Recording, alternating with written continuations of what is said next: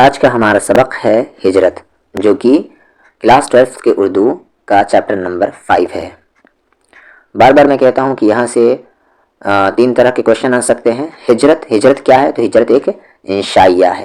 ہجرت کس نے لکھا ہے؟ تو احمد جمال پاشا نے، یعنی ہجرت جو انشائیہ ہے اس کے لکھنے والے کون ہیں؟ تو احمد جمال پاشا۔ یہ کوشچن کیا آ سکتا ہے کہ احمد جمال پاشا کا کون سا انشائیہ آپ کے نصاب میں شامل ہے؟ تو ہجرت۔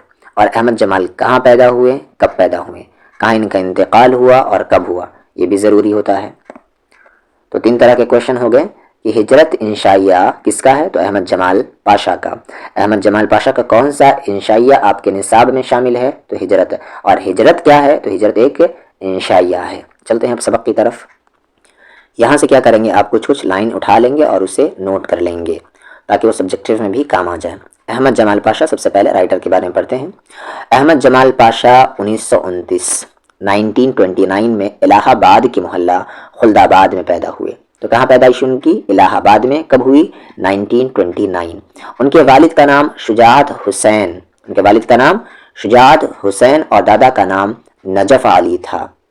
تو پیدائش 1929 الہ آباد میں، اور محلے کا نام تھا خلد آباد، اور والد کا نام شجاعت حسین اور دادا کا نام نجف علی تھا۔ شجاعت حسین کی 2 شادیاں ہوئی تھی، یعنی ان کی والد کی 2 شادیاں ہوئی تھی۔ احمد جمال پاشا دوسری بیوی سروری خاتون کے بطن سے تھے۔ شجاعت حسین 1940 میں الہ آباد سے لکھنؤ چلے آئے اور امین آباد کے کچا احاطہ میں انہوں نے اپنا مکان خریدا جس کا نام سروری منزل رکھا۔ تو شجاعت حسین جو ان کے والد تھے 1940 میں الہ آباد سے لکھنؤ چلے آئے اور وہاں پر مکان خریدا، اور وہاں جو مکان خریدا اس کا نام رکھا سروری منزل۔ احمد جمال پاشا نے 1950 میں کوئنس ہائی اسکول لکھنؤ سے میٹرک، 1953 میں کرسچن کالج سے انٹرمیڈیٹ، 1956 میں لکھنؤ یونیورسٹی سے BA اور 1958 میں علی گڑھ مسلم یونیورسٹی سے MA کیا۔ تو یہاں میٹرک، انٹرمیڈیٹ، انٹر، اور اس کے بعد BA اور اس کے بعد MA۔ اور کہاں سے کیا یہ ضروری نہیں اتنا۔ 1957 میں انہوں نے سر سید ہال میگزین اسکالر کا پیروڈی نمبر نکالا۔ تو سر سید ہال میگزین اسکالر کا پیروڈی 1956 میں نکالا۔ اسی سال جھلک بک ڈپو علی گڑھ نے ان کی کتاب مزاج کے لطیفے شائع کی۔ علی گڑھ سے MA کرنے کے بعد یہ لکھنؤ واپس آ گئے۔ اور ماہنامہ اودھ پنچ کا اجرا کیا۔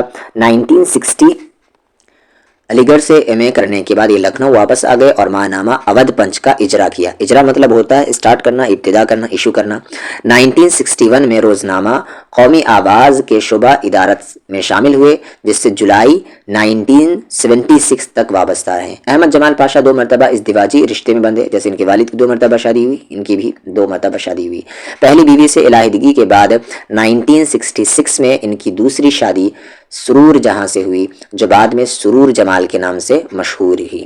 1976 میں وہ مستقل قیام کی خاطر اپنے سسرال سیوان چلے آئے، جہاں 1976 میں انہیں ذکیہ آفاق اسلامیہ کالج میں اردو لیکچرر کی ملازمت مل گئی۔ 28 ستمبر 1987 کو دوران ملازمت ہی دل کا دورہ پڑنے سے پٹنہ میں ان کا انتقال ہوا۔ تو انتقال کہاں ہوا؟ پٹنہ میں ہوا۔ کس وجہ سے ہوا؟ دل کا دورہ پڑنے سے۔ 29 ستمبر 1987 کو تلہنڈا سیوان میں ان کی تدفین عمل میں آئی۔ انتقال ہوا ان کا پٹنہ میں، اور تدفین یعنی دفن کہاں ہوئے؟ سیوان میں۔ احمد جمال پاشا کل وقتی ادیب تھے۔ طنز و ظرافت ان کا خاص میدان تھا، جس کا اعتراف کرتے ہوئے غالب اکیڈمی نے 1986 کا ساگر سوری غالب ایوارڈ انہیں عطا کیا۔ ان کی اہم کتابوں کے نام ہیں، 3-4 نام یاد رکھ لیں آپ: اندیشہ شہر، ستم ایجاد، لذت آزار، مضامین پاشا، چشم حیراں، پتوں پر چھڑکاؤ، یہ دونوں یاد رکھ لیں، چشم حیراں، پتوں پر چھڑکاؤ، ظرافت اور تنقید، اردو کے 4 مزاحیہ شاعر، فن لطیفہ گوئی، ملا نصر الدین کے لطیفے، مجاز کے لطیفے، شوکت تھانوی کی مزاحیہ صحافت، دنیا کی لوک کہانیاں، بہادر ٹمبا، حجویات میر، غالب سے معذرت کے ساتھ، یہ بھی یاد رکھ لیں، غالب سے معذرت کے ساتھ، کس کے ہیں؟ احمد جمال پاشا کے۔ اب ہم سارے کوشچن دیکھ لیتے ہیں جو کہ آبجیکٹیو اور سبجیکٹیو ہیں. سارے آبجیکٹیو اور سارے کے سارے سبجیکٹیو دیکھیں گے، لیکن اس سے پہلے یہاں پر ہم گرامر کا پورشن دیکھیں گے. گرامر میں یہاں پر مترادفات بتانے کے لیے کہا گیا ہے. مترادف کا پلورل ورڈ ہے مترادفات، یعنی کہ سنونمز پارواچی. یہاں پر یہ سارے الفاظ ان کے مترادفات بنانے ہیں، اور یہاں پر جو سارے الفاظ ان کے ضد بنانے ہیں، یعنی کہ اینٹونمز اپوزٹ لکھنے ہیں. اور یہاں پر یہ سارے الفاظ جمع ہیں، یعنی کہ پلورل ہے، اور ان سب کو سنگولر بنانا ہے، یعنی کہ واحد بنانا ہے. جمع کو واحد میں تبدیل کیجیے. بعد یعنی کہ ہوا، تو بعد کا مترادف کیا ہوگا؟ ہوا. بعد ہوا، یعنی بعد کا میننگ بھی ہوا اور ہوا کا میننگ بھی ہوا. نرغا یعنی حصار. حصار کا مطلب ہوتا ہے گھیرا، تو نرغا کا مترادف حصار. تعقیل کا فرصت. فعال کا سرگرم متحرک، یعنی فعال یعنی ہوتا ہے ایکٹیو، تو اس کا مترادف کیا ہوگا؟ سرگرم بھی ہوگا اور متحرک ہوگا، پریواچی. حصار یعنی گھیرا، اور حصار کا نرغا بھی لکھ سکتے ہیں، نرغا بھی اس کا مترادف ہے. اگلا یلغار یعنی حملہ. یلغار کا مترادف حملہ. اغیار بیگانہ. اب یہاں پر ان سارے الفاظ کے ازداد بنانے ہیں، یعنی کہ اپوزٹ لکھنے ہیں. ابد ازل، تو ابد کا میننگ ہوتا ہے ہمیشہ کے لیے. اجتماعی یعنی گروپ کے ساتھ، تو اجتماعی کا ضد ہے انفرادی یعنی اکیلے. سرما گرما. مغرب مشرق، تو مغرب یعنی ویسٹ ہوتا ہے، مشرق یعنی ایسٹ ہوتا ہے. بہار کا ہوگا خزاں. حیات موت. عزت ذلت. ذلت کو یاد رکھیں دال سے ہوتا ہے. درج ذیل مطلب ہوتا ہے یہ جو نیچے دیے گئے ہیں. درج ذیل الفاظ کو واحد میں تبدیل کریں، یعنی کہ ادھر سارے جمع ہیں ان کو واحد بنانا ہے. تو ظلمات کا واحد ظلمت. احساسات کا احساس. آبادیوں کا آبادی. کنویں کا کنواں. کنواں کے سپیلنگ کاف نون غنہ، نون غنہ میں ڈاٹ اس لیے کیونکہ یہ بیچ میں ہے. کاف نون غنہ واو الف نون غنہ کنواں. خواہشات خواہش. متحرکات متحرک. نرغے نرغا، تو یہ ہو گیا جمع سے واحد. اب ہم چلتے ہیں ہجرت میں جتنے بھی آبجیکٹیو اور سبجیکٹیو کوشچن ہیں. ہجرت کیا ہے؟ ایک انشائیہ ہے جو کہ لکھا ہوا ہے احمد جمال پاشا کا. احمد جمال پاشا کا کون سا انشائیہ آپ کے نصابی کتاب میں ہے؟ تو ہجرت. احمد جمال پاشا کا خاصا ادبی میدان کیا تھا؟ ان کا ادبی میدان کیا تھا خاص طور سے؟ تو طنز و ظرافت. بتا چکا ہوں کہ کیا ہے، تو ان کا خاصا ادبی میدان کیا تھا؟ طنز و ظرافت. ہجرت کیا ہے؟ ناول ہے، افسانہ ہے، ڈرامہ ہے؟ نہیں، تو یہ کیا ہے؟ ہجرت ایک انشائیہ ہے. احمد جمال پاشا کی وفات کب ہوئی؟ ان کی وفات 1987 میں ہوئی. احمد جمال کی پیدائش کب ہوئی؟ تو ان کی پیدائش 1929 میں ہوئی. اور یہ دونوں کوشچن آ چکے ہیں. پیدائش 1929 میں اور وفات 1987 میں. یہاں پہ کوشچن ان میں سے کون سی کتاب احمد جمال پاشا کی نہیں ہے؟ تو آنسر ہے اندیشہ فردہ، یعنی ان میں سے باقی سب ان کی کتاب ہے. احمد جمال پاشا کی پیدائش کہاں ہوئی؟ تو الہ آباد میں. احمد جمال پاشا کے دادا کا نام کیا تھا؟ تو نجف علی. دادا کا نام ان کے نجف علی. احمد جمال پاشا کے والدہ کا نام کیا تھا؟ سروری خاتون. والدہ کا نام سروری خاتون. آگے ذکیہ آفاق اسلامیہ کالج کہاں ہے؟ تو سیوان میں. احمد جمال پاشا نے کس یونیورسٹی سے ایم اے کیا؟ علی گڑھ مسلم یونیورسٹی سے. احمد جمال پاشا نے کس سال ایم اے کیا؟ 1958 میں انہوں نے ایم اے کیا. احمد جمال پاشا کی وفات کہاں ہوئی؟ ان کی وفات پٹنہ میں ہوئی. احمد جمال پاشا کہاں مدفون ہے؟ مدفون یعنی کہاں دفن ہوئے یہ؟ تو یہ سیوان میں دفن ہوئے. احمد جمال پاشا کا سیوان سے احمد جمال پاشا کا کیا رشتہ تھا؟ تو سسرال کا. ہجرت کس کا انشائیہ ہے؟ تو ہجرت احمد جمال پاشا کا انشائیہ ہے. جنت سے حکم سفر کسے ہوا؟ یعنی جنت سے سفر کرنے کا حکم کسے ہوا؟ حضرت آدم علیہ السلام کو ہوا تھا اور ان کی بیوی حوا کو. بنجاروں کو اور کس نام سے پکارا جاتا ہے؟ تو خانہ بدوش. احمد جمال پاشا کے والد کا نام کیا تھا؟ تو شجاعت حسین ان کے والد کا نام تھا، شجاعت حسین. احمد جمال پاشا نے بہار کے کس کالج میں ملازمت کی؟ ذکیہ آفاق اسلامیہ کالج، اس میں انہوں نے ملازمت کی، نوکری کی. انشائیہ ہجرت میں مصنف نے مغرب کو کس کی علامت کہا ہے؟ تو غلامی کی. انشائیہ ہجرت میں مصنف نے مغرب کو کس کی علامت کہا ہے؟ غلامی کی علامت کہا ہے. اب چلتے ہیں یہاں پر سبجیکٹیو پر. ہجرت کا تعلق کس صنف ادب سے ہے؟ ہجرت کا تعلق صنف انشائیہ سے ہے. انشائیہ سے، صنف مطلب ہوتا ہے جانر، اس کیٹیگری سے ہے، تو یہ انشائیہ ہے ہجرت. انسان کی آخری ہجرت، آخری مائگریشن کیا ہے؟ تو انسان کی آخری ہجرت موت ہے۔ انشائیہ ہجرت کے مصنف کون ہیں؟ احمد جمال پاشا۔ ہر ملک ملک ما است سے کیا مراد ہے؟ یہ فارسی ہے یہاں سے یہاں تک، تو ہر ملک ملک ما است سے کیا مراد ہے، کیا مطلب ہے؟ تو ہر ملک ملک ما است سے مراد بنجاروں کی زبان میں، یعنی بنجاروں کی زبان میں وہ کہتے ہیں کہ ساری دنیا اس کا ملک ہے۔ احمد جمال پاشا کی پیدائش کب اور کہاں ہوئی؟ احمد جمال پاشا کی پیدائش الہ آباد میں 1929 میں ہوئی، اور محلہ کون سا تھا؟ خلد آباد۔ الہ آباد میں ایک محلہ ہے جس کا نام ہے خلد آباد، وہاں ان کی پیدائش ہوئی 1929 میں، اور وفات 1987 میں۔ کہاں؟ پٹنہ میں۔ اور مدفون کہاں ہوئے؟ سیوان میں۔ کس کے مقابلے میں مہذب انسان معذور ہے؟ خانہ بدوش کے مقابلے میں مہذب انسان یعنی کلچرل انسان معذور ہے۔ انشائیہ ہجرت میں کتنے ملکوں کا نام آیا ہے؟ تو انشائیہ ہجرت میں 3 ملکوں کا نام آیا، کہا تھا میں نے، عرب، یورپ اور امریکہ۔ مغرب کو کس کی علامت کہا گیا ہے؟ تو مغرب کو غلامی کی علامت کہا گیا ہے۔ جنت سے کسے حکم سفر ہوا؟ آدم علیہ السلام کو۔ اگلا کوشچن ہے، احمد جمال پاشا کس سال اور کس جگہ پیدا ہوئے؟ تو یہی والا یہاں پر کوشچن ہے۔ بنجاروں کو اور کس نام سے یاد کیا جاتا ہے؟ تو خانہ بدوش، انہیں خانہ بدوش بھی کہا جاتا ہے بنجاروں کو۔ باد شمال اور برفانی حصار کے معنی واضح کریے۔ باد شمال اور برفانی حصار، برف اور حصار یعنی جہاں پر برف کا گھیرا لگا ہوا۔ باد شمال کے معنی اتر کی ہوا، اور برفانی حصار کے معنی برف کے تودوں کا گھیرا۔ یہ الگ بات ہے کہ دونوں کا منبع ایک ہی ہے۔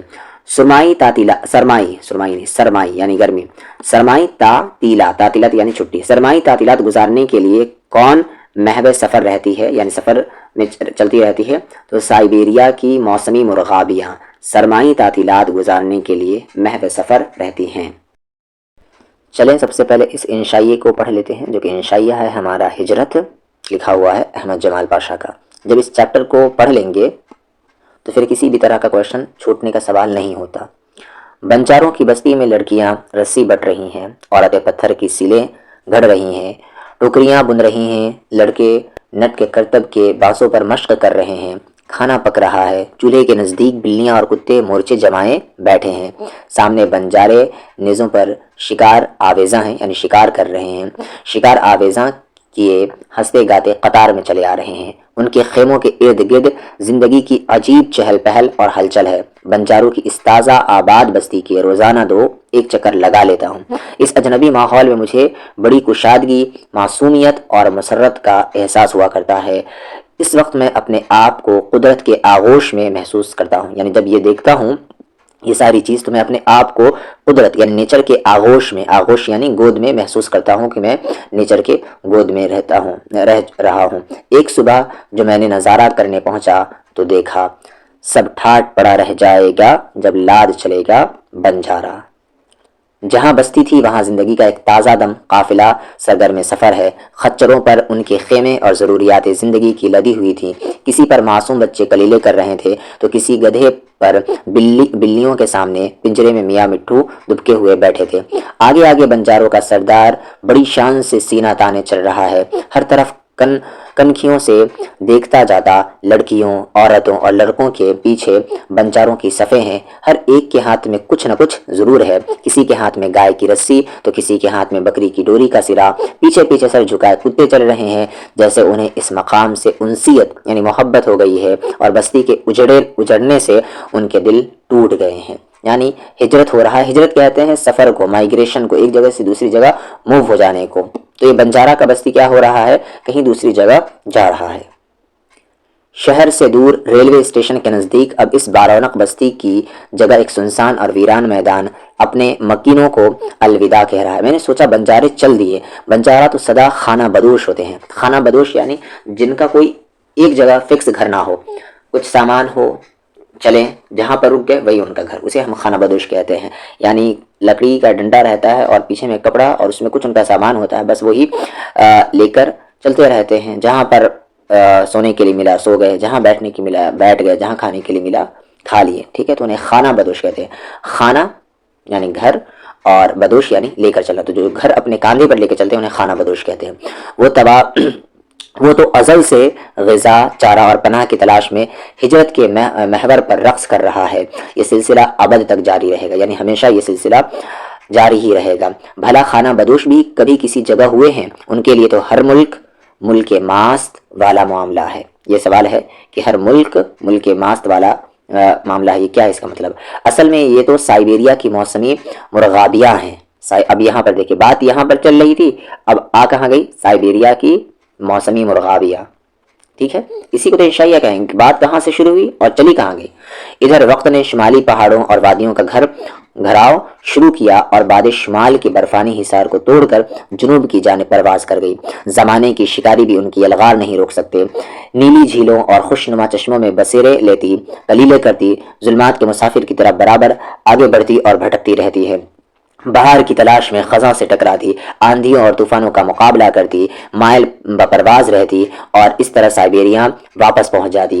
گویا شمال سے جنوب مشرق کے جانب وہ سرمائی تعطیلات گزارنے گئی تھی۔ یعنی وہ جو کیا کہتے ہیں سائبیریا کی موسمی مرغابیاں ہیں، جب وہ ہجرت کرتی ہیں تو ایسا لگتا ہے کہ وہ سرمائی تعطیلات یعنی گرمی کی چھٹی گزارنے کہیں گئی تھی، اصل میں وہ کھانا تلاش کے لیے گئی تھی اور چھٹی ختم ہو جانے پر گھر واپس آ گئی، ایسا لگتا ہے۔ آگے ان خانہ بدوشوں کے مقابلے میں مہذب یعنی جو کلچرل ہے، ان خانہ بدوشوں کے مقابلے میں مہذب انسان کتنا معذور نظر آتا ہے۔ اس کی خواہشات کا لال قلعہ تو بس ایک مکان ہوا کرتا ہے، جسے وہ زندگی بھر جوڑ بٹور کر مر کر کسی نہ کسی طرح بنا بھی لیتا ہے، پھر اس سے بقیہ زندگی بلکہ پشتوں تک تفیلی بیل کی طرح چمٹا زندگی نچوڑتا رہتا ہے۔ خانہ بدوش کا گھر اور دھندا تو معصوم بچے کا ریت کا گھر ہے۔ خانہ بدوش تو زندگی کا کمہار ہے، جس کے چوک سے روزانہ طرح طرح کے گھروندے اور دھندے بنتے رہتے ہیں۔ ادھر ذرا کسی زندگی کے کھلونے کی شکل بگڑی اور اس نے اسے مٹی کے لوندے میں ملا کر پھر مٹی سان دی۔ میں جب بھی خانہ بدوشوں کو دیکھتا ہوں تو مجھے ایسا محسوس ہوتا ہے کہ وہ سماج سے کٹے ہوئے اور رفتہ رفتہ یعنی دھیرے دھیرے اور رفتہ اتنے مکمل کر چکے ہیں کہ وہ خود ایک سماج بن گئے ہیں۔ جیسے زمین اور چاند اپنے اپنے مدار پر گردش ماہ و سال میں مصروف سفر ہے۔ اب یہاں پر کیا کہہ رہے ہیں؟ جیسے زمین اور چاند یہ گردش کر رہے ہیں اور وہ بھی سفر کر رہے ہیں، زمین اور چاند تو وہ بھی سفر کر رہے ہیں اور وہ بھی سفر میں مصروف ہے۔ سماج سے کٹ کر وہ اتنے کمزور ہو گئے جیسے بڑے بھائی کے مقابلے چھوٹا بھائی۔ اسی لیے شہروں اور قصبوں اور دیہاتوں کی آبادیوں کے دلوں میں ان کے لیے کوئی جگہ باقی رہ گئی ہے نہ عزت ہے۔ اس لیے یہ برادر خرد بستی کے باہر کسی ریلوے اسٹیشن، تالاب یا افتادہ باغ کے پاس پڑاؤ ڈالتے ہیں، جہاں ان کا کوئی پرسان حال نہیں، پرسان حال یعنی حال پوچھنے والا نہیں۔ اسی لیے قانون کا آہنی شکنجہ انہیں کسے رہتا ہے اور ہر ناکردہ گناہ کی سزائیں انہیں خوش آمدید کہتی رہتی ہیں۔ انہیں قدرت کے گود سے چھین کر شہر کے قدموں پر بھینٹ چڑھانے والا لامتناہی سلسلہ جاری رہتا ہے۔ اور بنواس کا چاند، بنواس لکھتے ہیں، پڑھتے ہیں، بنواس پڑھ سکتے ہیں آپ، اور بنواس کا چاند گرہن میں رہتا ہے۔ میں جب بھی ہجرت پر غور کرتا ہوں تو اس نتیجے پر پہنچتا ہوں کہ ہجرت تو انسان کی سرشت میں داخل ہے، اس کی روح میں داخل ہے۔ اس کی ہجرت کا سلسلہ تو جنت سے شروع ہوا تھا، اسے حکم سفر ہوا تھا۔ اب دیکھیں یہاں پر آدم علیہ السلام کا ذکر آ گیا، آدم علیہ السلام کی ہجرت کا شروع کہاں سے ہوا تھا اور دیکھیں بیچ میں کہاں ہوا اور ختم کہاں ہوگا۔ حکم سفر ہوا تھا، جاؤ اور ہماری بنائی ہوئی دنیا میں آباد ہو جاؤ۔ انسان جنت کی آرزو اور توقع میں روز آفرینش سے ہجرت میں مصروف ہے، یعنی انسان بھی سفر کر رہا ہے دنیا میں، ہر ایک انسان۔ یہ جنت سے نکالا ہوا ابن آدم پھر جنت تک کیسے واپس پہنچے، جو اس کی آخری اور مستقل اقامت گاہ ہے۔ اقامت گاہ یعنی رہنے کی جگہ ہے، جس میں پہنچنے کے بعد ہجرت کا اصلی سلسلہ اپنے ابدی سرے سے مل جائے گا۔ تو یہ ہجرت ختم ہوگا جب انسان مر مٹے گا۔ آگے اگر کسی سیاست کے نتیجے میں آپ نے ہجرت اختیار کی یا ہجرت کا تاج آپ کے سر پر رکھ دیا گیا، جس میں ہاتھ سیاست کا ہو یا علاقائیت کا سیلاب آپ کو بہا لے گیا ہو، اب تک آپ غیر کے پالے میں تھے اور اب آپ اغیار کے نرغے میں ہیں، تو پھر وطن بھی آپ کو راس نہ آیا اور غربت میں آپ کی حالت ایک بے جڑ کے پودے کی ہے۔ سائنس اپنی ترقی کی انتہا پر پہنچ کر نیچر اور روحانیت سے مل جاتی ہے، مادیت روحانیت کے آگے ہتھیار ڈال دیتی ہے۔ ناستک سے ناستک سائنسداں بھی آخر میں کلمہ پڑھ کر خدا کے وجود پر ایمان لے آتا ہے۔ اس لیے مجھے شبہ ہے کہ سائنسداں چاند ستاروں پر جو کمندے ڈال رہے ہیں وہ ایک سیارے سے دوسرے سیارے کی جانب ہجرت کے جو سامان پیدا کر رہے ہیں، کہیں یہ دریافت اور انکشاف کی آڑ میں جنت تک پہنچنے کا کوئی شارٹ کٹ تو نہیں تلاش کر رہے ہیں۔ ہجرت تو ایک فرض ہے جسے اول یا آخر سب کو ادا کرنا ہے، جس میں چوکنے والا بھی اس آخری ہجرت سے نہیں بچ سکتا، یعنی انکار کرنے والا بھی اس آخری ہجرت سے نہیں بچ سکتا، جس کے محمود ایاز سبھی پابند ہے۔ بہتر حالات اور اچھے مستقبل کی تعمیر کے لیے ہجرت کرنے والے اسی لیے پہاڑوں کی چٹانوں پر بسیرا کر لیتے ہیں۔ ہجرت استحکام کی علامت ہے۔ ہجرت تو سبھی کرتے ہیں، اگر آپ کا رزق ملازمت کے دامن سے بندھا ہوا ہے تو آپ کو دوران ملازمت سینکڑوں کنویں جھانکنے پڑیں گے۔ تبادلے کی حالت میں آپ کا عمل ایک خانہ بدوش کا ہوگا کہ چولہے چکی سے طوطے کے پنجرے تک گرہستی سے لدے پھندے قریہ قریہ کوچ کرتے، گھر بساتے اور دوسروں کے لیے جگہ خالی کرتے پھرتے۔ دوسروں کے لیے جگہ خالی کرنا نہ صرف ایک تہذیبی عمل بلکہ قانون قدرت بھی ہے۔ دوسروں کے لیے جگہ خالی کرنا ایک قانون قدرت ہے، نیچر کا قانون ہے۔ جیسے میں مر گیا تو میری جگہ کوئی اور آئے گا۔ آپ بے شک مکان بنا سکتے ہیں، مگر یہ آپ بھی نہیں بنا سکتے کہ اس کو میں آپ کو رہنا کتنے دن ہے اور بسنا کس کو ہے۔ مکان ہوتے ہوئے بھی شہر و بستی کب تک آپ کو پردیس کا پانی پینا ہے۔ اگر آپ دیار عرب، یوروپ یا امریکہ میں مقدر آزمائی کر رہے ہیں تو پھر آپ کی خانہ بدوشی رنگ لا رہی ہے۔ آیا ہے کہ یہ اس چیپٹر میں کتنے ملک کا نام آیا؟ تو 3، عرب، یوروپ اور امریکہ۔ ایسا مقدر کا سکندر تو ڈال کا ٹوٹا پتا ہے جسے خود نہیں معلوم ہوا یہاں پر یہ غلط لکھا ہے، ہوا کہ اگلا جھونکا اسے کہاں لے جائے گا، وہ خود کہاں، بیوی بچے دوست احباب کہاں، وہ جہاں بھی جائے گا اس کا خوشگوار ماضی یادوں سے گھوڑے پر سوار اس کا تعاقب کرتا رہے گا۔ مغرب کی جانب ہجرت تو ایسی ہی ہے جیسے کسی آزاد پنچھی کو سونے کے پنجرے میں قید کر دیا جائے، یعنی مغرب ویسٹرن کی یہ کیا کہتے ہیں، ہجرت کیسی ہے، یہ کسی آزاد پنچھی کو، آزاد پرندے کو سونے کے پنجرے میں بند کر دیا جائے، آخر تو وہ قیدی میں ہے۔ مغرب غلامی کی علامت ہے۔ اس میں ایک تو مہاجر کو تنہا ہجرت کرنی پڑتی ہے، مہاجر کہتے ہیں ہجرت کرنے والے کو، مہاجر کو تنہا ہجرت کرنی پڑتی ہے۔ یہاں انصار کا کوئی قافلہ نہیں ہوتا، یعنی وہاں جاتے ہیں تو وہاں پر کوئی انصار نہیں ہوتا، کوئی مدد کرنے والا نہیں ہوتا۔ دوسرے کمپے اور کلچر سے دستبردار ونواس میں وہ تنہا دیش سے آنے والے خطوں کے سہارے جیتا ہے، ہر خط اس کے لیے ایک نیا دھماکہ ہوتا ہے۔ وہ ایئر کنڈیشن مکان میں رہتا ہے، موٹروں پر اڑا پھرتا ہے، اپنی ساری آرزوؤں اور تمناؤں کو کھلونوں کی طرح سجائے ان سے کھیلتا رہتا ہے، مگر قوت خرید بھی اسے طمانینت اور ذہنی آسودگی نہیں بخش سکتی۔ مہاجر تو چھوٹا بھائی ہے جو اپنے مدار سے ہٹ کر گردش میں ہے، خود تو انتہائی بہتر مگر صبر آزما حالات میں ہے، مگر دور دراز وطن میں اس کی بیوی اس کے آبائی گھر میں حسب اصول اپنے آپ تپ رہی ہوگی، یا کھانا پکانے میں باورچی خانے کے سل پر مسالہ پس رہی ہوگی، سرپرست اور نگراں سے محروم اس کے بچے اسکول سے بھاگ کر گلی ڈنڈا کھیل رہے ہوں گے، وہ خود کسی عالیشان دفتر یا عظیم الشان فیکٹری میں ان کے حالات بہتر بنانے کے لیے اور ٹائم اور زرکشی میں مصروف ہوگا، مگر حالات کا اونٹ گھر میں کسی اور کروٹ بیٹھ رہا ہوگا۔ میں جب بھی ہجرت کا تصور کرتا ہوں تو مجھے اس میں انسانی بھائی چارہ، عالمی یکجہتی، استحکام اور وسعت کا احساس ہوتا ہے، ایک ایسا پھیلاؤ جو زمین کے کناروں تک کو سمیٹ لے۔ میں دنیا کے نقشے پر نگاہ ڈالتا ہوں تو مجھے انگنت اجتماعی اور انفرادی نقطے ہجرت کے نظر آنے لگتے ہیں، یعنی غور کرتے ہیں تو انہیں صرف ہجرت بہت نقطے سے نظر آتے ہیں۔ ہجرت تو دنیا کے قدموں اور آبادیوں کی تاریخ ہے، افراد کا نوشہ ہے۔ ہجرت تو ایک مسلسل عمل ہے۔ ہجرت کیسا عمل ہے؟ ایک مسلسل عمل ہے، یعنی ایسا عمل جو لگاتار چل رہا ہے، جس کے بغیر متحرک اور فعال دنیا کا کوئی بھی تصور ممکن نہیں۔ تو آپ نے یہ انشائیہ پڑھا، تو یہاں پر دیکھیں اسٹارٹ کہاں سے ہوا؟ بنجارے سے، بیچ میں ذکر آیا سائبیریا کی مرغابیوں کے بارے میں کہ وہ ہجرت کیوں کرتی ہیں، پھر بیچ میں آدم علیہ السلام کا بھی قصہ آیا، پھر یہ بھی کہا گیا کہ سائنسدانوں کے بارے میں بھی آیا، اس کے بعد ہم لوگ کیسے ہجرت کر رہے ہیں وہ بھی آیا۔ تو اتنی ساری چیزوں کا ذکر ہوا جن کا آپس میں کوئی تعلق نہیں تھا، بس بات سے بات نکلی، اسی کو ہم انشائیہ کہتے ہیں، پر مضمون میں ایسا نہیں ہوتا۔ اگر یہی ایک مضمون رہتا تو یہاں پر خانہ بدوشوں کے بارے میں بات ہوتا تو ساری کی ساری ٹاپک صرف خانہ بدوش پر رہتی، لیکن یہ انشائیہ ہے تو یہ ایسا نہیں ہوا۔ آج کے سبق میں ہم اب تک کے پڑھے ہوئے جتنے چیپٹر ہیں اس کے لانگ کویشچن دیکھیں گے جو کہ پریویس ایئر کے ہیں۔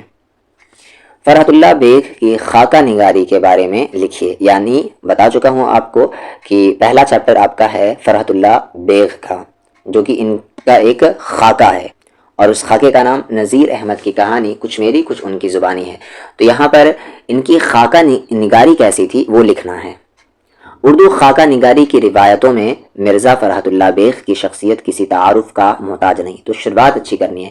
تو اردو خاکہ نگاری کی روایت میں مرزا فرحت اللہ بیگ ایسے شخص ہیں جو کسی تعارف، جو کسی انٹروڈکشن کے محتاج نہیں ہیں. مرزا فرحت اللہ بیگ نے اپنے استاد ڈپٹی نذیر احمد کا خاکہ ڈپٹی نذیر احمد کی کہانی کچھ میری اور کچھ ان کی زبانی کے عنوان سے لکھا. یعنی مرزا فرحت اللہ بیگ نے اپنے استاد کا خاکہ لکھا اور جس خاکے کا نام ہے نذیر احمد کی کہانی کچھ میری اور کچھ ان کی زبانی، جسے خاکہ نگاری کی تاریخ میں شاہکار تصور کیا جاتا ہے. یعنی یہ کیسا خاکہ ہے؟ ایک شاہکار خاکہ تصور کیا جاتا ہے. شاہکار، شاہ یعنی بادشاہ ہوتا ہے، کار یعنی کام، ایسا کام جو بادشاہوں کی طرح ہے. اسٹارٹ کیسے کریں گے کہ اردو خاکہ نگاری کی روایتوں میں، روایت یعنی جو چلا آ رہا ہے اسٹارٹنگ سے، اردو خاکہ نگاری کی روایتوں میں مرزا فرحت اللہ بیگ کسی تعارف کے محتاج نہیں ہے. انہوں نے اپنے استاد کا خاکہ لکھا جس خاکے کا نام ہے نذیر احمد کی کہانی کچھ میری اور کچھ ان کی زبانی، اور جسے خاکہ نگاری کی تاریخ میں، خاکہ نگاری کی ہسٹری میں شاہکار تصور کیا جاتا ہے. اردو خاکہ نگاری کا باقاعدہ آغاز مرزا فرحت اللہ بیگ سے ہوا. انہوں نے نذیر احمد کا خاکہ لکھ کر اردو میں خاکہ نگاری کی بنیاد ڈالی. خاکہ نثری ادب کی ایک دلکش صنف ہے. اس کا آرٹ غزل اور افسانے کے آرٹ سے بہت مشابہت رکھتا ہے. اردو خاکہ نگاری کا باقاعدہ آغاز کب ہوا؟ مرزا فرحت اللہ بیگ سے ہوا. انہوں نے کس کا خاکہ لکھا؟ نذیر احمد کا خاکہ لکھا اور خاکہ نگاری کی اردو میں بنیاد ڈالی. خاکہ ایک نثری ادب کی ایک دلکش صنف ہے. نثری یعنی پروز. اس کا آرٹ غزل اور افسانے کے آرٹ سے بہت مشابہت رکھتا ہے. یعنی غزل اور آرٹ سے غزل اور افسانے سے اس کے آرٹ جو ہیں بہت مشابہت ملے جلے رہتے ہیں. خاکہ نگار اگر کسی شخص میں کچھ قابل ذکر خصوصیات دیکھی ہوں اور انہیں دلچسپ اور دلکش انداز میں بیان کر دے تو یہی خاکہ ہے. خاکہ نگار اگر کسی شخص میں کچھ قابل ذکر یعنی جو ذکر کرنے کے قابل خصوصیات کوالٹی دیکھی ہوں اور انہیں دلچسپ اور دلکش انداز میں، دلچسپ یعنی جس میں دلچسپی ہو اور دلکش یعنی جو دل کو خوبصورت لگے انداز میں بیان کر دے تو یہی خاکہ ہے. ہم کچھ یوں کہہ سکتے ہیں کہ لفظوں سے بنائی گئی تصویر کو خاکہ کہتے ہیں، یا خاکہ نگاری کسی شخصیت کی تحریری تصویر کشی کا نام ہے. فرحت اللہ بیگ نذیر احمد کے شاگرد تھے. اس خاکے میں فرحت اللہ بیگ نے نذیر احمد سے تعلیم حاصل کرنے کے احوال بیان کیے. جو خاکہ لکھا ہے اس میں نذیر احمد سے جو تعلیم حاصل کرنے جاتے تھے اس کو بیان کیا ہے کہ کس طرح فرحت اللہ بیگ نذیر احمد کے گھر جا کر تعلیم حاصل کیا کرتے تھے. اگلا کوشچن ہے انشائیہ کیا ہے؟ وضاحت کریے. یا وزیر اعلیٰ نے انشائیہ کے لیے کن کن باتوں کو ضروری قرار دیا؟ یہاں پر دیکھیں انشائیہ سے ریلیٹڈ کسی بھی طرح کا کوشچن آئے آپ کو یہ لکھ دینا ہے، اور فرحت اللہ بیگ سے یا ان کے خاکہ نگاری سے کسی بھی طرح کا کوشچن آئے تو وہ لکھ دینا جو بھی بتایا گیا ہے. آگے ایک ایسا ہلکا پھلکا مضمون جس میں بے ساختی اور بے تکلفی، جس میں تکلف نہ ہو، جیسے ایک دم اچھے سے بول رہے ہیں وہ والا تکلف نہیں، بے ساختی اور بے تکلفی کے ساتھ نہایت دلچسپ اور شگفتہ اسلوب میں، شگفتہ یعنی الگ الگ بکھیرا ہوا، نہایت دلچسپ اور شگفتہ اسلوب میں کسی موضوع پر اظہار خیال کیا جائے انشائیہ کہلاتا ہے. یعنی ایک ایسا ہلکا پھلکا مضمون جس میں بے تکلفی ہو پر لکھا دلچسپ انداز میں گیا ہو، شگفتہ اسلوب ہو اس کا، ٹھیک ہے، تو اسے ہم انشائیہ کہتے ہیں. ترتیب و تسلسل مضمون کی جان ہے. یعنی مضمون کی جان کیا ہے؟ ترتیب، اس میں ایک سیکوینس رہتا ہے، اور حسن ہے یہ مضمون کا کہ اس میں ترتیب و تسلسل ہوتی ہے. جبکہ انشائیہ میں بے ترتیب اور بے تکلف گفتگو کا انداز پایا جاتا ہے، اور یہ بے ترتیبی ہی اس کا حسن ہے. اور انشائیہ کا حسن کیا ہے؟ اس میں سیکوینس نہیں ہوتی، یہ بے ترتیب ہوتے ہیں، بے تکلف ہوتے ہیں، اس کا حسن ہے. کہا گیا ہے کہ انشائیہ کی بنیادی شرط کیا ہے؟ کہ اس کی کوئی شرط نہیں. ذہن کی آزاد ترنگ کا نام انشائیہ. جیسے ذہن آزاد ہے، کبھی یہ سوچتا ہے، کبھی وہ، کبھی یہاں ہے، کبھی وہاں ہے، اسی طریقے سے انشائیہ بھی کوئی خاص موضوع نہیں ہوتا اس کا. انشائیہ میں کوئی کہانی یا قصہ بیان نہیں ہوتا. انشائیہ کہیں سے شروع ہوتا ہے اور ختم کہیں اور ہوتا ہے. نہ باضابطہ اس کا آغاز ہوتا ہے، یعنی ایک لاجیکل یہ آغاز نہیں ہوتا ہے، اور نہ باضابطہ اس کا انجام ہوتا ہے. بات کو سنجیدگی کے سے بیان نہیں کیا جاتا، سنجیدہ ایک دم ڈیپتھ میں میننگ نہیں رہتی. مزاح ہوتی ہے یعنی ہنسی ہوتی ہے، شگفتگی ہوتی ہے، الگ الگ بکھیرے ہوئے رہتے ہیں. انسان کی سوچ کی طرح آزاد ہوتے ہیں انشائیہ. تو اس کو بس یاد رکھ لیں، باقی سارا معاملہ سمجھا جائے گا. یعنی انسان کی سوچ کی طرح انشائیہ کیا ہوتے ہیں؟ آزاد ہوتے ہیں. جیسے انسان کی سوچ کبھی یہاں کبھی وہاں، اسی طریقے سے انشائیہ بھی ہوتا ہے. مولوی نذیر احمد اپنے شاگردوں سے کیوں غصہ ہو گئے تھے؟ تو یہ بھی کوشچن امپورٹنٹ ہے، اور کسی بھی طرح کا کوشچن آئے مولوی نذیر احمد سے ریلیٹڈ آپ کو یہ لکھ دینا ہے. مولوی نذیر احمد صاحب تدریس کے دوران اکثر یعنی زیادہ تر اکثر کی جگہ آپ زیادہ بھی تر بھی لکھ سکتے ہیں. اکثر اپنے شاگردوں سے, شاگردوں میں یہ گاف ہوگا, ایک اور ڈنڈی پڑے گی, شاگردوں سے غصہ ہو جاتے تھے. اس کی وجہ یہ تھی کہ وہ پڑھانے کے دوران لڑکوں سے پہلے کتاب کی عبارت یعنی کتاب کی لائن پڑھوا کر سنتے تھے اور عبارت پڑھنے میں اعراب یعنی زبر زیر پیش کی غلطی کو مولوی نذیر احمد ناقابل معافی جرم سمجھتے تھے. یعنی اعراب کی غلطی کو کیا سمجھتے تھے کہ یہ قابل برداشت یا قابل معافی نہیں, یعنی یہ معاف کر دینے کے قابل جرم نہیں ہے. اس پر اگر کوئی شاگرد غلط عبارت پڑھ دیتا تو وہ سخت ناراض ہوتے اور ایسے شاگردوں کو درس یعنی کہ کلاس درس سے نکال بھی دیتے تھے. مولوی صاحب کے شاگردوں میں مرزا فرحت اللہ بیخ کے علاوہ ایک شاگرد میاں دانی بھی تھے جو عربی شاعر متنبی, عربی کے شاعر نام ہے متنبی, ان کا یہ بیچ میں ذکر آتا ہے خاکہ میں, عربی شاعر متنبی کا دیوان پڑھ رہے تھے جس میں عربی اشعار کو میاں دانی نے اس طرح پڑھا کہ وہ نثر معلوم ہو, یعنی شعر کو ایسے پڑھا کہ وہ نثر پوئٹری, شعر کو ایسے پڑھا, پوئٹری کو ایسے پڑھا کہ وہ پروز معلوم ہونے لگا. وہ میاں دانی پر اس قدر غصہ ہوئے کہ ان کو درس سے نکال کر ہی دم لیا, یعنی کلاس سے نکال کر ہی دم لیا. خدا کر کے جب غصہ ٹھنڈا ہوا تو دوسرے دن انہیں پھر درس میں شامل کر لیا. مولوی صاحب کے ایک دوسرے یہاں پر شین الف ہوگا, شینرا نہیں, شاگرد کا نام میاں رضا تھا, یعنی وہ ایک دن کے لیے بس آئے تھے, آپ نے پڑھایا یہ میں نے. اسی دیوان متنبی کے عبارت میں وہ میاں دانی سے بھی بڑی غلطی کر بیٹھے. مولوی صاحب بیٹھے میں یہاں پر یہ ٹھا ہوگا اوپر میں, بیٹھے. مولوی صاحب بھڑک اٹھے اور میاں رضا کو حکم دیا کہ تم میرا ایک مشورہ مانو اور کل سے درس میں مت آیا کرو, یعنی کلاس میں مت آیا کرو. پہلے دن آیا اور پہلے دن ان کے ساتھ یہ ہوا. یہ فرمان سن کر میاں رضا مرجھا سے گئے. تب مولوی صاحب کچھ نرم پڑے اور کہا کہ میں نے ہمیشہ کے لیے تھوڑی ہی بند کیا ہے, بلکہ میرا مقصد یہ ہے کہ تم کچھ دنوں کے لیے دوسرے استاد سے پڑھ لو, پھر جب کچھ صلاحیت پیدا ہو جائے تو میرے یہاں آؤ. اس طرح میاں رضا نے مولوی صاحب کے یہاں جانا ہی ترک کر دیا, یعنی جانا ہی چھوڑ دیا. اگلا سوال ہے, بجلی کی روشنی آنے کے بعد مٹی کے تیل کی اہمیت کس طرح باقی ہے؟ سائنس کی اہم ایجادوں میں, یعنی سائنس کی اہم انوینشن میں بجلی کی روشنی بھی ایک اہم ایجاد ہے, بلکہ جدید ترقی یعنی جو نیو ترقی ہوئی ہے, جدید ترقی یافتہ معیار زندگی, یہ زندگی یہاں پر لکھیں گے, ٹھیک ہے, ایک ساتھ, ہاف ادھر نہیں لکھ سکتے. ترقی یافتہ معیار زندگی کو بنانے میں بجلی کی روشنی نے مرکزی کردار ادا کیا, یعنی انسان کو ترقی دینے میں بجلی نے بہت کیا کہتے ہیں مرکزی سینٹر والا کردار ادا کیا ہے. اس کے باوجود مٹی کے تیل کی اہمیت عالمی سطح پر ابھی بھی باقی ہے. آج دنیا کی آبادی میں مڈل کلاس, ادنا درجہ اور غربا, غریب کا پلورل ورڈ ہے غربا, غریب و مساکین بھی اکثریت میں ہیں جو آج بھی مٹی کے تیل کو ہی جلانے پر مجبور ہیں, یعنی وہ مجبور ہے کہ مٹی کے تیل جلائے. آج بھی گاؤں دیہات کے غریب بچے جو سرکاری اسکولوں میں پڑھتے ہیں وہ راتوں کو مٹی کے تیل کی روشنی میں ہی اپنا سبق یاد کرتے ہیں. اس کی بنیادی وجہ یہ ہے کہ ہندوستان میں ہزاروں, یہاں پر بھی دیکھیں ہزار یہاں لکھائے گا, یہ آدھا ادھر نہیں لکھ سکتے, انگلش کی طرح نہیں لکھ سکتے. ہزاروں کی تعداد میں ایسے بھی گاؤں ہے جہاں آج کے 21ویں, یہاں پر بھی ادھر لکھیں گے 21, یہ چیز ادھر لکھ لیں گے یا یہ چیز ادھر کریں گے. 21ویں صدی میں بھی بجلی کی روشنی نہیں پہنچی ہے, یعنی 21ویں صدی آ گئی ہے پھر بھی ہندوستان کے ہر ایک گاؤں میں بجلی کی روشنی نہیں پہنچی ہے. اور اگر کسی گاؤں میں بجلی ہے بھی تو بہت کم وقفہ, یعنی بہت کم دیر کے لیے بجلی رہتی ہے.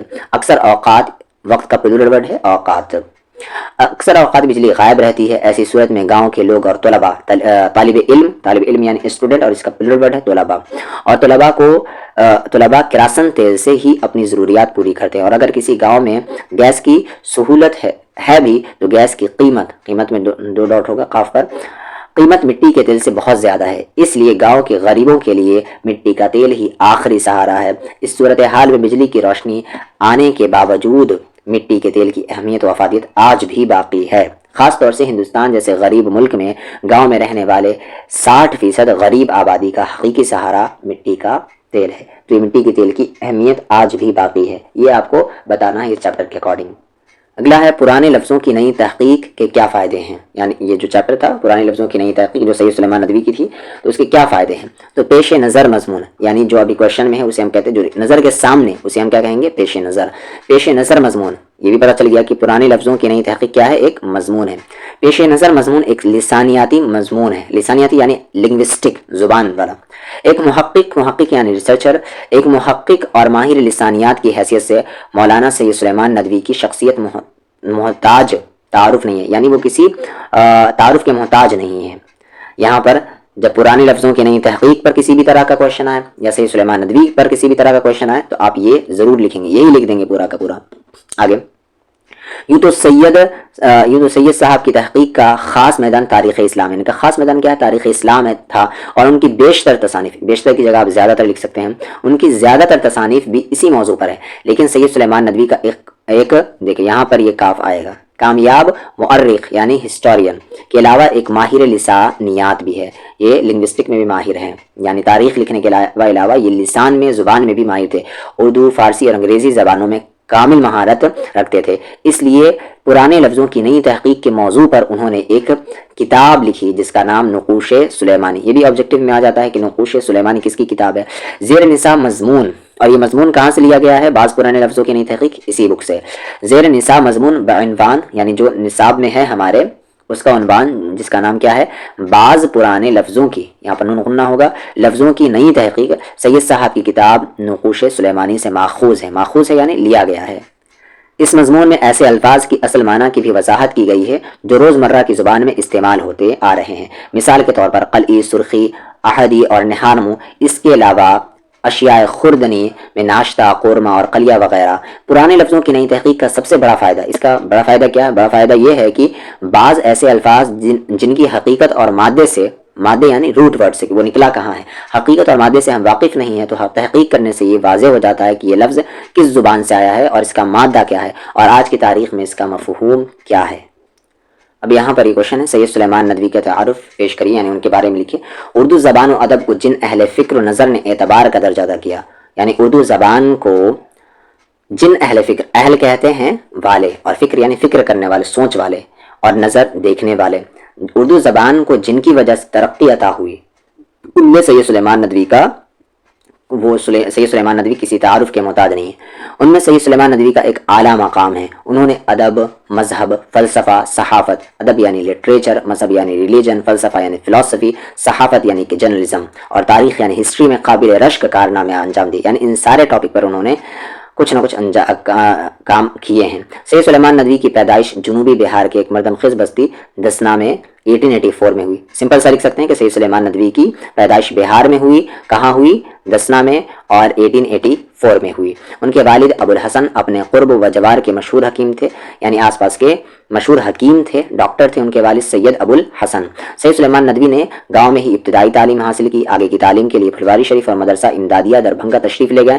بعد ازاں کی جگہ آپ اس کی بعد لکھ سکتے ہیں. اس کے بعد اعلیٰ تعلیم کے لیے, ہائر ایجوکیشن کے لیے ندوۃ العلماء لکھنؤ گئے.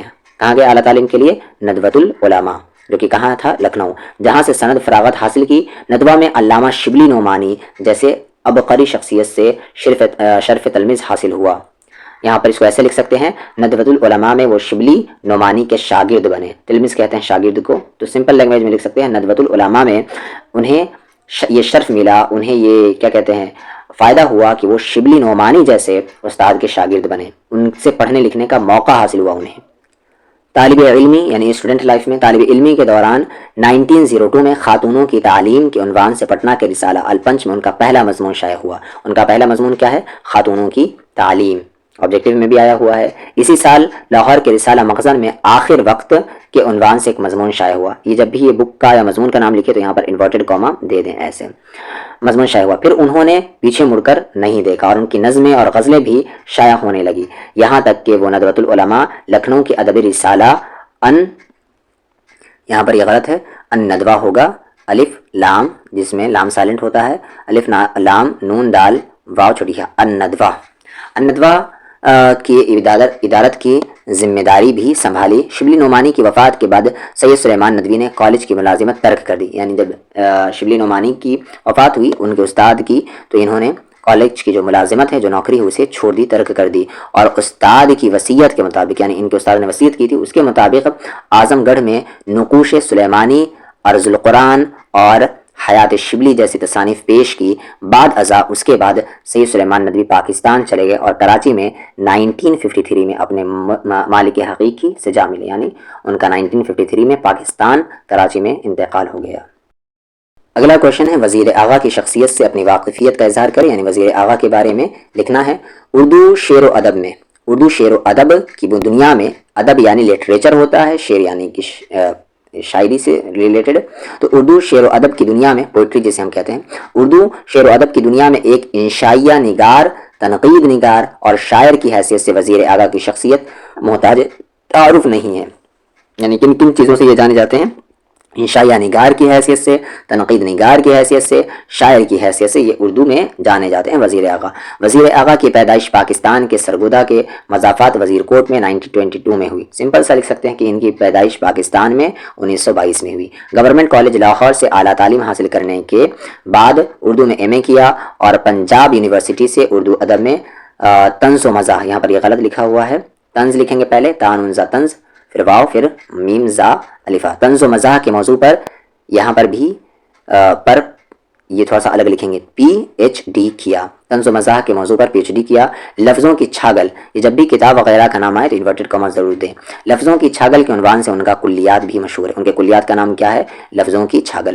اور کوشش کریں کہ جب ایک بک رہے تو ہاف ادھر نہیں لکھنا، اسے ایک ساتھ ہی لکھنا ہے. چاہے یہاں پر یہ پورا آپ ایسے مینیج کر دیں کہ یہ پورا یہاں تک ہو جائے، یا اس کو آگے یہاں سے اسٹارٹ کریں.